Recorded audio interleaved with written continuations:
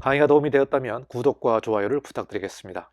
자, 간단히 더 설명을 드리면은 롯데타워 같은 경우는 피난안전구역이 설치되어 있는데요. 초고층 건축물 사례가 되겠습니다. 50층 이상으로 지어졌기 때문에 초고층 건축물인데요.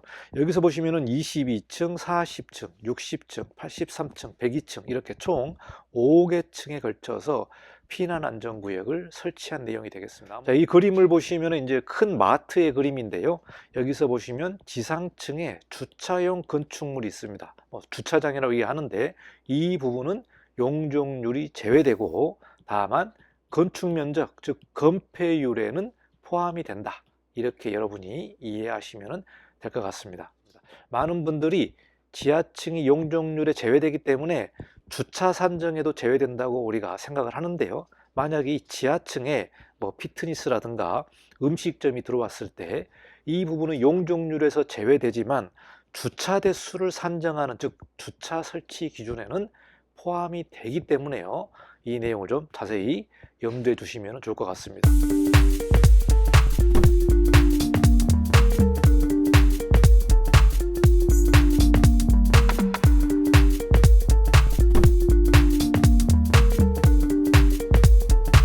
네, 안녕하십니까. 이건영 건축사입니다. 건축물의 면적, 높이 등 세부 산정 기준 14번째 수업이 되겠습니다. 지난 시간에 이어서 연면적 산정하기와 용적률 산정에 있어서 제외되는 부분에 대해서 공부를 해보도록 하겠습니다. 국토교통부에서 고시한 내용인데요. 건축물의 면적, 높이 등 세부 산정 기준이 되겠습니다.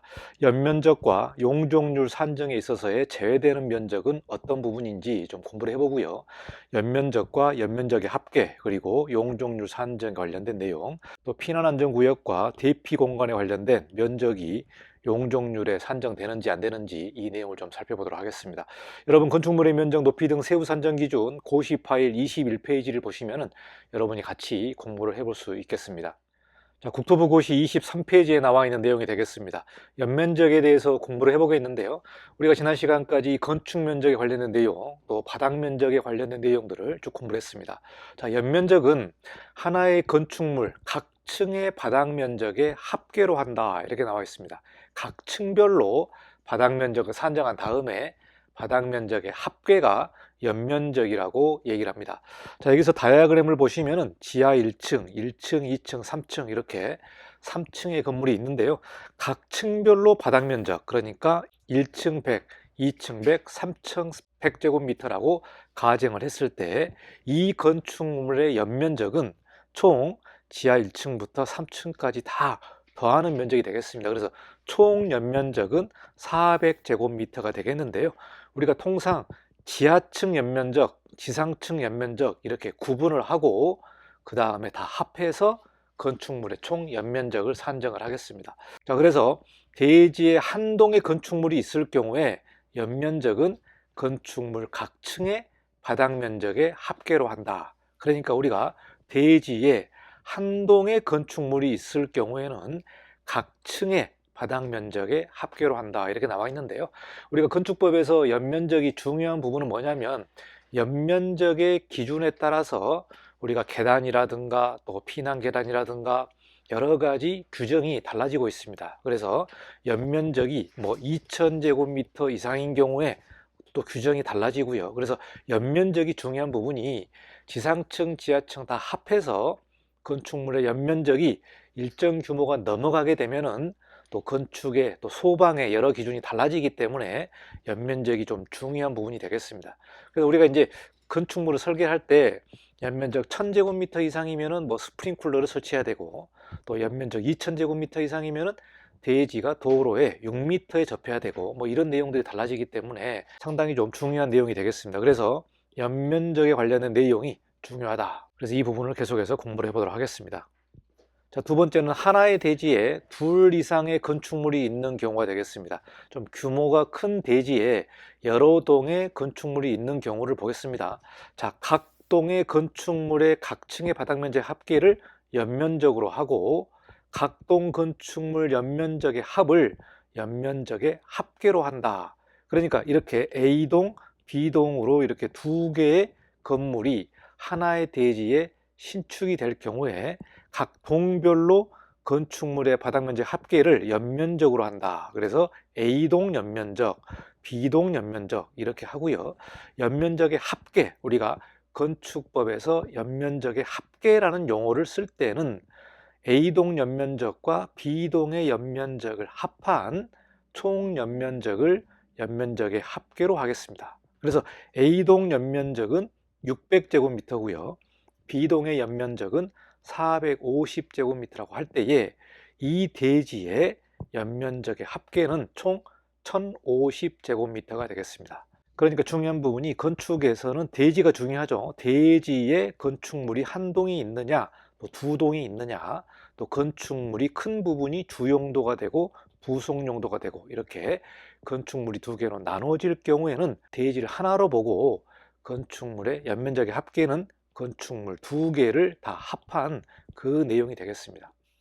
다음은 용적률에 관련된 내용을 좀 간단하게 살펴보도록 하겠습니다. 아마 영상을 처음 보시는 분들은 용적률이 무엇인지 잘 모르는 분들이 있기 때문에 바닥 면적과 용적률이 매우 중요하기 때문에요. 용적률에 대해서 간단히 좀 살펴보도록 하겠습니다. 자, 용적률은 대지 면적에 대한 연면적의 비율을 말한다. 여기서 보시면은 대지에 건축물이 둘 이상 있는 경우에는 이들 연면적의 합계를 말하는 것이고요. 통상적으로 대지 면적에 대한 연면적의 비율이 바로 용적률이라고 얘기를 한다. 그래서 여기서 그림을 보시면은 대지 면적이 100제곱미터입니다. 100제곱미터. 자, 그리고 지하층은 제외를 합니다. 지하층은 제외된다.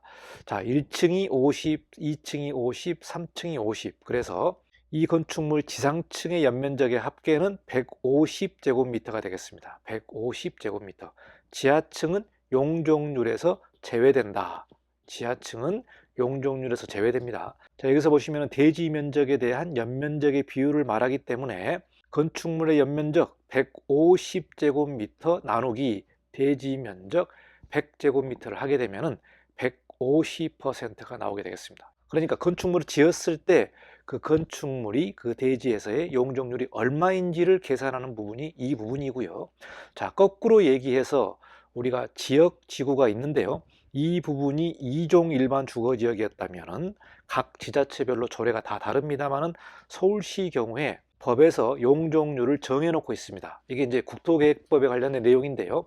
각 지역별로, 즉 모든 땅에는 법적인 용적률이 정해져 있다. 즉 맥시멈으로 지을 수 있는 용적률이 정해져 있기 때문에 최대한 용적률을 다 채워서 우리가 신축을 하는 경우가 대부분이 되겠습니다. 자, 그래서 서울시 같은 경우는 2종 일반 주거지역이다. 이런 경우에는 200%입니다. 200%. 법적으로 용적률을 200%라고 정해놨기 때문에 예를 들어서 이 대지 면적이 100제곱미터였다면 100제곱미터 곱하기 200%니까 두 배를 해야 되겠죠. 일을 하게 되면은 지상으로 지을 수 있는 용적률의 맥시멈의 면적이 200제곱미터가 되겠습니다.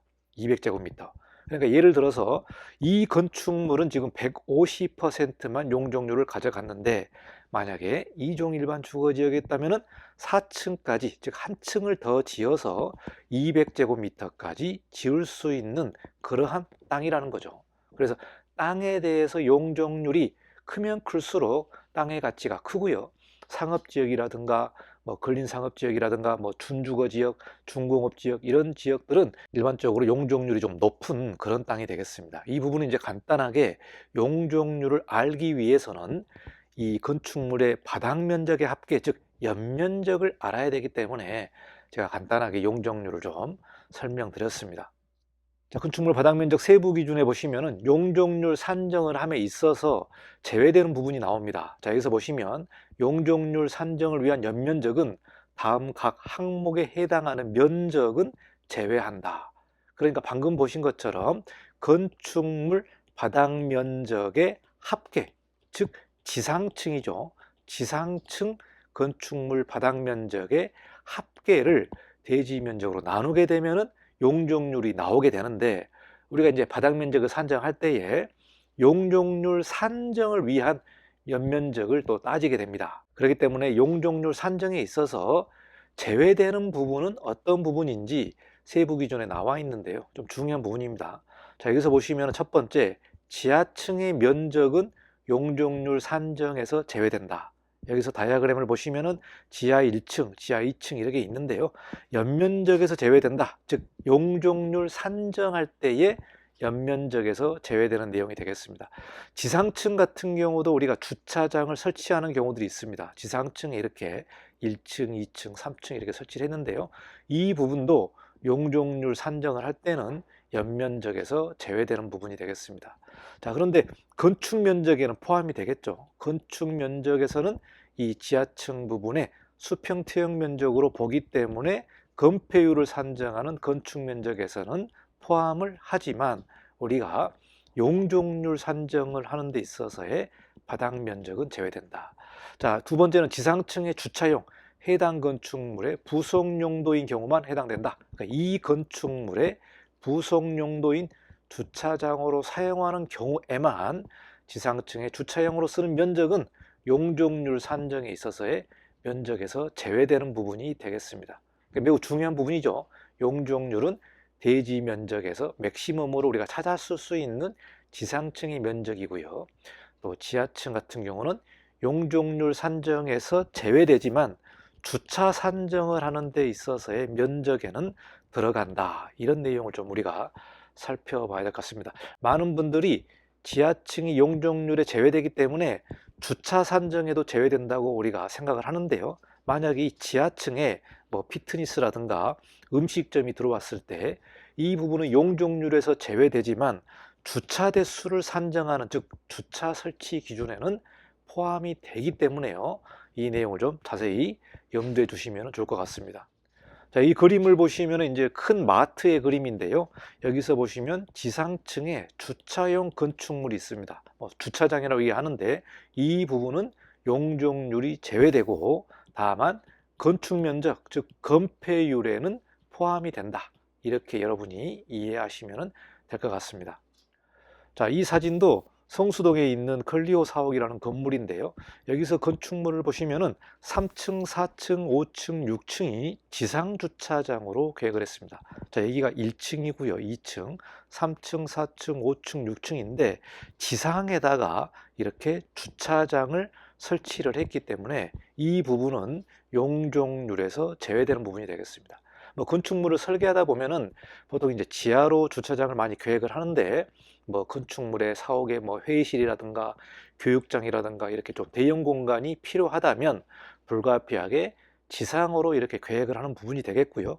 이 건축물 같은 경우는 차가 엘리베이터 안으로 들어가서 엘리베이터 승강기, 즉 차량 승강기로 이동을 해서 이렇게 주차를 하는 방식이 되겠습니다.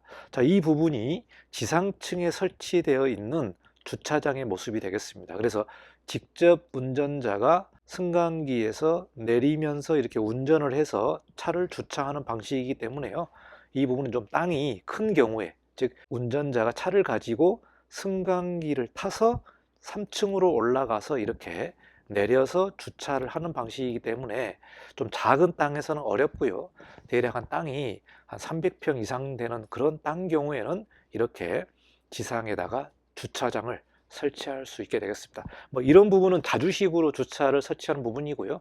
통상적으로 이제 기계식으로 주차를 설치하는 경우들이 많습니다. 그래서 주차 타워라고 얘기를 하는데 기계식으로 하는 방법도 있고 이렇게 디자인적으로 또 잘 풀고 이런 면적의 또 인센티브라든가 용적률에서도 제외되는 부분이기 때문에 이렇게 설계를 한 부분이 되겠습니다. 그래서 우리가 이제 디자이너라 하면은 건축법을 조금 잘 모르는 분들이 계시지만 이렇게 법을 잘 활용을 하게 되면은 건축물을 설계를 할 때도 이렇게 디자인적으로 잘 반영을 할 수 있기 때문에 우리가 설계를 함에 있어서의 건축법 같은 경우는 아주 중요한 내용이다.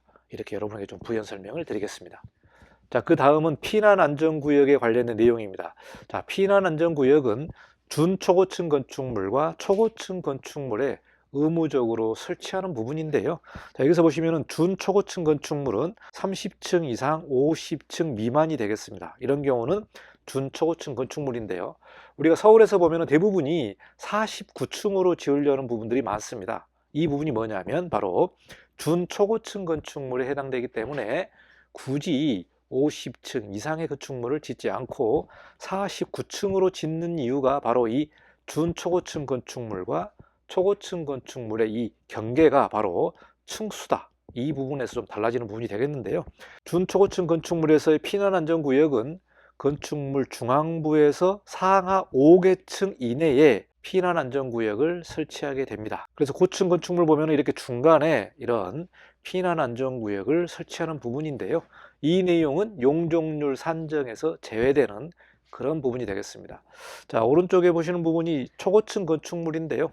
초고층 건축물은 50층 이상 또는 200m 이상의 높이를 가지는 건축물이 초고층 건축물이 되겠습니다. 자, 초고층 건축물은 30개 층마다 피난안전구역을 설치를 해야 됩니다. 그래서 이렇게 30개 층마다 피난안전구역을 설치를 하기 때문에 용적률 산정에서 제외되는 내용이 되겠고요. 이 부분은 이제 설비 부분과 또 피난 부분, 또 용적률에서도 관련된 내용이 되겠습니다. 자, 간단히 더 설명을 드리면은 롯데타워 같은 경우는 피난안전구역이 설치되어 있는데요. 초고층 건축물 사례가 되겠습니다. 50층 이상으로 지어졌기 때문에 초고층 건축물인데요. 여기서 보시면은 22층, 40층, 60층, 83층, 102층 이렇게 총 5개 층에 걸쳐서 피난안전구역을 설치한 내용이 되겠습니다. 아무래도 초고층 건축물 같은 경우는 건축물에서 지상으로 내려오기 좀 상당히 시간이 걸리기 때문에 이렇게 층별로, 즉 30개 층마다 피난안전구역을 설치하는 그런 내용이 되겠습니다. 자, 여기서 보시면 롯데타워의 피난안전구역 모습을 보고 계시는데요. 이렇게 피난안전구역이 설치되어 있고 방독면 보관함이나 휴대용 비상조명 같은 이런 피난기구들이 여기에 저장되어 있고 많은 사람들이 피난할 수 있는 그런 모습이 되겠습니다. 여기서 이제 그림을 보시면 이렇게 피난안전구역의 일부분을 할애해서 피난안전구역으로 설치된 그런 내용이 되겠습니다. 자, 다음은 대피 공간에 관련된 내용이 되겠습니다. 건축법 시행령에 관련된 내용인데요. 건축물의 경사지붕 아래에 설치하는 대피 공간의 면적은 용적률 산정에도 제외되는 내용이 되겠습니다. 자, 그러면은 대피 공간을 설치를 해야 되는 건축물은 어떤 건축물이냐? 여기서 보시면 11층 이상인 층의 바닥 면적의 합계가 10,000제곱미터 이상인 건축물입니다. 11층부터 산정을 하는데요. 11층 이상의 층에 바닥 면적의 합계가 10,000제곱미터 이상이 되게 되면은 건축물에 대피 공간을 설치를 하든지 아니면 옥상에 이 헬리콥터가 착륙할 수 있는 이런 광장을 설치해야 되는데요. 여기서 보시면 이제 대피 공간을 설치할 경우에 경사지붕 아래에 대피 공간을 설치한다면 지붕 수평 투영 면적의 10분의 1 이상을 대피 공간으로 설치를 해야 됩니다. 그러니까 만약에 15층 이 부분이 100제곱미터였다면 대피 공간은 최소 10제곱미터 이상의 대피 공간을 설치를 해야 되는 내용이 되겠습니다. 그래서 이 대피 공간은 용적률 산정에서 제외되는 항목이기 때문에요. 이 내용은 피난안전구역과 좀 더불어서 대피 공간에 관련된 내용이 되겠습니다. 자, 여기까지 연면적과 연면적의 합계 그리고 용적률을 산정을 할 때에 바닥 면적에서 제외되는 부분, 특히 지하층의 주차장, 지상층의 주차장의 면적은 용적률에서 제외된다는 내용이 되겠고요. 또 고층 건물의 피난안전구역과 대피 공간도 용적률을 산정을 할 때에 바닥 면적에서는 제외되는 그런 내용의 기준을 여러분에게 설명드렸습니다. 자, 여기까지 강의를 마치고 다음 시간에도 더 좋은 강의로 여러분을 찾아뵙도록 하겠습니다. 제 건축 기초 강의는 여러분의 구독의 힘으로 진행을 하고 있습니다. 구독과 좋아요를 부탁드리겠습니다. 여기까지 강의를 마치고 다음 시간에 또 뵙도록 하겠습니다. 감사합니다. 이관용 건축사였습니다.